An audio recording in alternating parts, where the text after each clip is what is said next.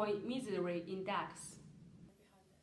Yeah, the Bitcoin Misery Index is designed to measure what it feels like to own Bitcoin. So it's a measure of the consistency of the performance as well as the volatility.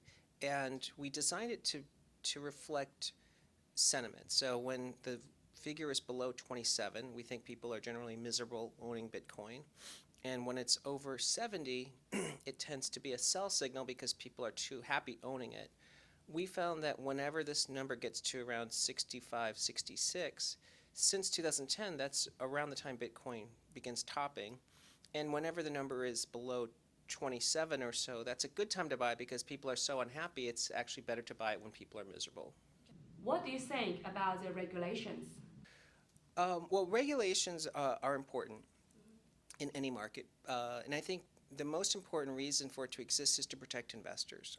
Because anytime there's a chance for profits to be made, it's going to attract fraudulent players and a lot of what we would call scams. So I think regulation is important to protect individuals. But it's unclear what type of regulations are going to take place in crypto. I think that's the uncertainty in the market. And I think the other uncertainty in the market is, are regulations going to be unfriendly to crypto to try to protect legacy financial systems? Perfect. Why are traditional banks venturing into the cryptocurrency market?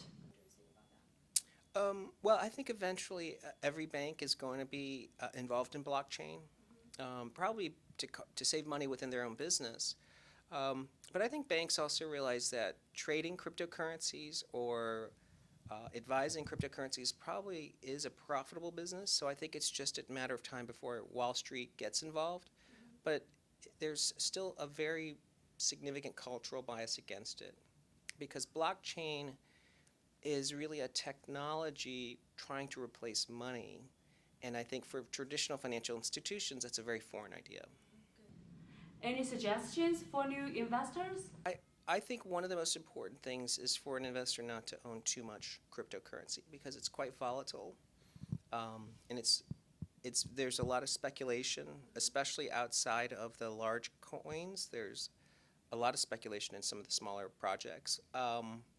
So I think if our first advice would be to make sure it's not too large a percentage of their total portfolio. And second, that they should stick with some of the larger commodities as a way to sort of high quality, lower risk, and then they can speculate on the smaller projects. Focus on one coin or spread out the money on different coins? No, what I'd suggest is that if they had, they should take only 2% of their money to buy cryptocurrencies. Doesn't matter which. And then within that 2%, I would say that at least half should be Bitcoin, and then they can buy some other speculations outside of Bitcoin. Is Bitcoin the number one investing option? Well, I think it's just very different. I think Bitcoin really works well as a store of value, so it's a way to buy digital gold. It's also, I think, the clearest from regulatory risk because it was truly created through mining, so there was no ICO process, so I think it's going to be viewed as a commodity in the US. And I think it works pretty well as a secure platform.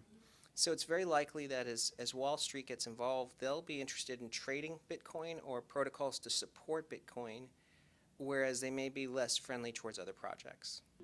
Besides Bitcoin, any suggestions or buying recommendations to other altcoins, such as EOS or Cardano? I mean, there's a lot of great projects and a lot of great teams out there, and I think you've mentioned some.